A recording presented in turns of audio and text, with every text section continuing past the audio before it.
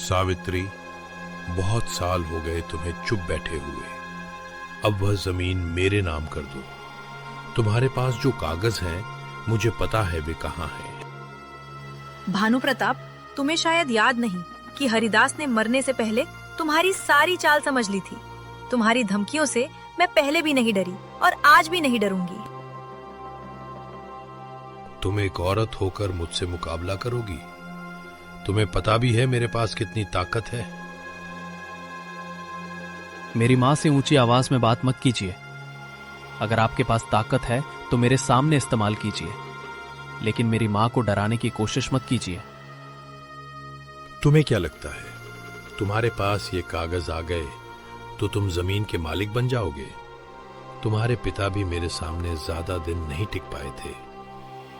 गांव में विवेक अपनी सौतेली माँ सावित्री के साथ रहता था। पिता की मृत्यु के बाद सावित्री का व्यवहार विवेक के प्रति बहुत कठोर हो गया था। विवेक, सुबह हो चुकी है और तुम अभी तक चारपाई पर बैठे हो। घर में इतने सारे काम पड़े हैं और तुम्हें अपनी किताबों की पड़ी है। क्या तुम्हें दिखाई नहीं देता कि घर की हालत कितनी खराब है? अनाज खत्म होने वाला है, छप्पर टूट रहा है और तुम्हारे पिता के जाने के बाद घर की जिम्मेदारी मेरे सिर पर है। अगर तुम सच में इस घर को अपना घर मानते हो तो किताब बंद करो और पहले घर का काम संभालो। माँ, मैं आपकी परेशानी समझता हूँ।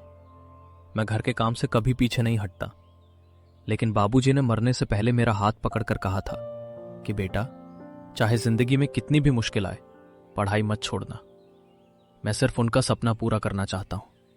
अगर मैं पढ़ लिख कर कुछ बन गया तो सबसे पहले इसी घर की हालत बदलूंगा और आपको कभी किसी चीज की कमी नहीं होने दूंगा। बड़ी बड़ी बातें करना बहुत आसान है विवेक। मैंने भी जिंदगी में बहुत सपने देखे थे, लेकिन हालात ने सब छीन लिया। इसलिए मैं सपनों पर भरोसा नहीं करती। तुम पहले ये समझो कि पेट की भूख किताबों से नहीं मिटती। अगर सपने देखना गलत है माँ, तो बाबूजी ने मुझे सपना देखने के लिए क्यों कहा था? मैं गरीब हूं, कमजोर हूं, लेकिन हार मानने वाला नहीं हूं। आप मुझे जितना रोकेंगी मैं उतनी ही मेहनत करूंगा। बस आप मेरा साथ मत छोड़िए। मेरा साथ? तुम नहीं जानते कि मैं तुम्हारे लिए क्या कर रही हूँ। जिस दिन तुम्हें मेरे दिल में छिपा सच पता चलेगा, उस दिन शायद तुम मुझसे नफरत करने के बजाय मेरे सामने सिर झुका दोगे। कौन सा सच माँ? आप हर बार ऐसी बातें करके चुप क्यों हो जाती हैं? क्या बाबूजी की मौत से जुड़ा कोई ऐसा राज है जो आपने मुझसे आज तक छिपाया है? बस आज के बाद अपने पिता की मौत के बारे में मुझसे कोई सवाल मत करना। जो बीत गया उसे बीत जाने दो। उस रात विवेक ने सावित्री को घर के पुराने बंद कमरे में जाते देखा। माँ, आप इतनी रात को इस कमरे में क्या कर रही हैं? आपने तो मुझे हमेशा इस कमरे के पास आने से मना किया है। आखिर इस कमरे में ऐसा क्या है जिसे आप मुझसे छिपाना चाहती हैं? तुम यहाँ क्यों आए? मैंने तुम्हें कितनी बार कहा है कि इस कमरे में मत आना। तुम्हें मेरी बात समझ क्यों नहीं आती? क्योंकि आपकी बातों में हमेशा कोई न कोई डर छिपा होता है। आप मुझे डांटती हैं, मुझसे दूर रहती हैं, और जब भी मैं बाबूजी के बारे में पूछता हूं तो आपका चेहरा बदल जाता है। आज मैं बिना सच जाने वापस नहीं जाऊंगा। विवेक बेटा, कुछ सच ऐसे होते हैं जिन्हें जानने के बाद जिंदगी पहले जैसी नहीं रहती। मैं तुम्हें उस दर्द से बचाना चाहती हूँ जिससे मैं इतने सालों से गुजर रही हूँ। तो फिर मुझे अपने बेटे की तरह समझकर सच बताइए। अगर मेरे पिता से जुड़ी कोई बात है तो उसे मुझसे छिपाने का आपको कोई अधिकार नहीं है। मैं बच्चा नहीं हूं, मैं सच सुन सकता हूं, चाहे वो कितना भी मुश्किल क्यों ना हो। तुम्हारे पिता ने जाते समय मुझसे कहा था कि जब तक सही समय ना आए मैं तुम्हें कुछ नहीं बताऊं। उन्होंने कहा था कि तुम्हारी जान और तुम्हारा भविष्य दोनों खतरे में पड़ सकते हैं। मेरी जान को खतरा? किससे मां? कौन है जो मेरे पीछे पड़ा है?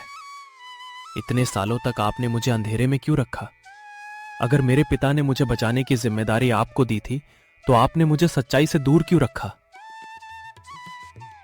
क्योंकि मैं डरती थी कि अगर तुम्हें सब पता चला तो तुम उसी रास्ते पर चल पड़ोगे जिस रास्ते पर तुम्हारे पिता गए थे, और मैं तुम्हें खोना नहीं चाहती थी। ये संदूक तुम्हारे पिता ने मुझे दिया था। उन्होंने कहा था कि इसे तुम्हारे सामने तभी खोलना जब तुम्हें अपने पैरों पर खड़े होने का भरोसा हो जाए। आज मुझे लगता है कि वो समय आ गया है। इसमें बाबूजी के कागज, उनकी तस्वीर और ये जमीन के दस्तावेज। माँ, ये सब क्या है? तुम्हारे पिता के पास गांव के बाहर बहुत बड़ी जमीन थी, लेकिन उनकी मौत के बाद कुछ लोगों ने उस जमीन पर कब्जा करने की कोशिश की। तुम्हारे पिता ने असली कागज बचाकर इस संदूक में रख दिए थे। अगर ये जमीन हमारी थी तो आपने मुझे कभी बताया क्यों नहीं? हम इतने साल गरीबी में क्यों रहे? आपने मेरे लिए पुराने कपड़े पहने, घर में कभी अच्छा खाना नहीं बना, और मुझे हमेशा लगता रहा कि हम मजबूर हैं। क्योंकि मैं जमीन बेचकर अमीर बन सकती थी, लेकिन तुम्हारे पिता ने मुझसे कहा था कि ये जमीन तुम्हारे भविष्य के लिए है। उन्होंने कहा था कि विवेक बड़ा होकर अपने पैरों पर खड़ा होगा और तब उसे ये सब सौंपना। माँ, आपने मेरे लिए इतना सब सहा और मैं आपको हमेशा अपने दुश्मन समझता रहा। लेकिन एक बात मेरी समझ में नहीं आ रही, अगर आप मुझसे इतना प्यार करती थीं तो हमेशा मुझे डांटती क्यों थीं? क्योंकि मैं चाहती थी कि तुम्हें दुनिया की कोई ताकत कमजोर न बना सके। अगर मैं तुम्हें हर समय प्यार देती रहती तो शायद तुम मुश्किलों से लड़ना नहीं सीखते। मैंने तुम्हें अपने दिल से दूर दिखाया, लेकिन हर रात तुम्हारे भविष्य के लिए रोई हूँ। माँ, आज पहली बार मुझे लग रहा है कि मैं कितना गलत था। बेटा, माँ वो नहीं होती जो सिर्फ जन्म देती है। माँ वो भी होती है जो बच्चे के लिए अपने सुख छोड़ देती है। अगली सुबह भानु प्रताप घर आया। सावित्री, बहुत साल हो गए तुम्हें चुप बैठे हुए। अब वह जमीन मेरे नाम कर दो। तुम्हारे पास जो कागज हैं, मुझे पता है वे कहाँ हैं। भानु प्रताप, तुम्हें शायद याद नहीं कि हरिदास ने मरने से पहले तुम्हारी सारी चाल समझ ली थी। तुम्हारी धमकियों से मैं पहले भी नहीं डरी और आज भी नहीं डरूंगी। तुम एक औरत होकर मुझसे मुकाबला करोगी? तुम्हें पता भी है मेरे पास कितनी ताकत है। मेरी माँ से ऊंची आवाज में बात मत कीजिए। अगर आपके पास ताकत है तो मेरे सामने इस्तेमाल कीजिए, लेकिन मेरी माँ को डराने की कोशिश मत कीजिए। तुम्हें क्या लगता है, तुम्हारे पास ये कागज आ गए तो तुम जमीन के मालिक बन जाओगे? तुम्हारे पिता भी मेरे सामने ज्यादा दिन नहीं टिक पाए थे। मेरे पिता की मौत का नाम लेकर मुझे डराने की कोशिश मत करना। अब मैं अकेला नहीं हूं। मेरे पास मेरे पिता के दस्तावेज है, मेरी माँ का सच है, और सबसे बड़ी बात, मेरे पास सच का साथ है। तुम्हें अपनी औकात का पता नहीं है लड़के। औकात पैसे और ताकत से नहीं होती भानु प्रताप जी। औकात इस बात से होती है कि इंसान अपने हक के लिए कितना ईमानदार रहता है। आपने इतने साल लोगों को डरा कर रखा होगा, लेकिन अब मैं आपके सामने खड़ा हूं। माँ, आपने मुझे बचाने के लिए अपनी पूरी जिंदगी बदल दी, लेकिन अब मैं आपको और अकेले नहीं लड़ने दूंगा। बाबूजी की जमीन हमें वापस चाहिए, लेकिन उससे भी ज्यादा मुझे आपका सम्मान वापस चाहिए। नहीं बेटा, मुझे किसी से सम्मान की जरूरत नहीं। मुझे सिर्फ ये चाहिए कि तुम अपनी जिंदगी में ईमानदार रहो। अगर ये जमीन तुम्हें मिल भी जाए और तुम गलत रास्ते पर चले गए तो तुम्हारे पिता की सारी मेहनत बेकार हो जाएगी। मैं वादा करता हूं माँ, मैं बाबूजी के नाम पर कभी गलत काम नहीं करूंगा। मैं इस जमीन को अपने लिए नहीं, उन लोगों के लिए इस्तेमाल करूंगा जिनके पास मेहनत करने के बावजूद आगे बढ़ने का मौका नहीं है। यही तुम्हारे पिता का सपना था बेटा। शायद इसीलिए उन्होंने मुझे तुम्हारी जिम्मेदारी दी थी। आज मुझे पहली बार लग रहा है कि मैंने अपना वादा पूरा कर दिया। मैंने कहा था ना कि ये जमीन मेरी है। तुम लोग कितने भी कागज दिखा दो, मैं इसे तुमसे छीन कर रहूंगा। कागज सिर्फ कागज नहीं होते भानु प्रताप जी।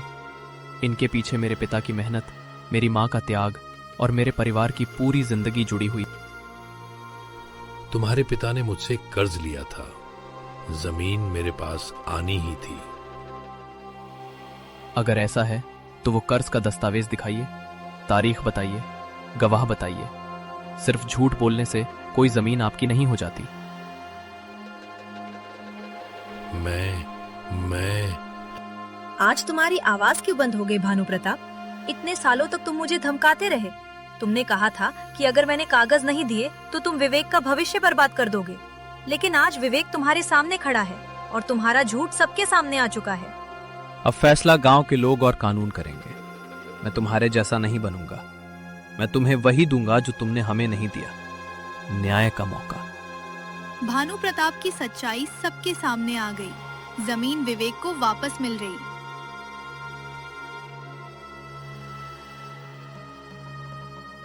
बेटा, आज तुम्हें तुम्हारे पिता की जमीन मिल गई। अब तुम बहुत अमीर हो सकते हो, लेकिन याद रखना, पैसा इंसान को बड़ा नहीं बनाता। माँ, मेरे लिए सबसे बड़ी दौलत ये जमीन नहीं है। मेरी सबसे बड़ी दौलत आप हैं। अगर आपने मुझे संभाला नहीं होता, मेरे पिता का सपना बचाया नहीं होता और इतने सालों तक सच छिपाकर मेरी रक्षा नहीं की होती, तो आज मैं कुछ भी नहीं होता। लोग तुम्हें आज भाग्यशाली लड़का कहेंगे, लेकिन मैं जानती हूँ कि तुम्हारी असली किस्मत तुम्हारी मेहनत है। और मेरी किस्मत में सबसे खूबसूरत चीज आपका प्यार है माँ। आपने मुझे जन्म नहीं दिया, लेकिन आपने मुझे जिंदगी जीना सिखाया। आज से मैं आपको सिर्फ सौतेली माँ नहीं, अपनी माँ कहूंगा। बेटा, आज मेरी आंखों में आंसू दुख के नहीं है। मुझे खुशी है कि जिस बच्चे को मैंने इतने सालों तक दूर रखकर बचाया, उसने आज मुझे अपने दिल में जगह दे दी। माँ, अब हमारे बीच कोई राज नहीं रहेगा। जो कुछ है हम मिलकर संभालेंगे और बाबूजी का सपना भी मिलकर पूरा करेंगे। हाँ बेटा, अब ये घर सिर्फ हमारा घर नहीं रहेगा, ये उन लोगों के लिए भी उम्मीद का घर बनेगा जिन्हें जिंदगी ने कभी मौका नहीं दिया।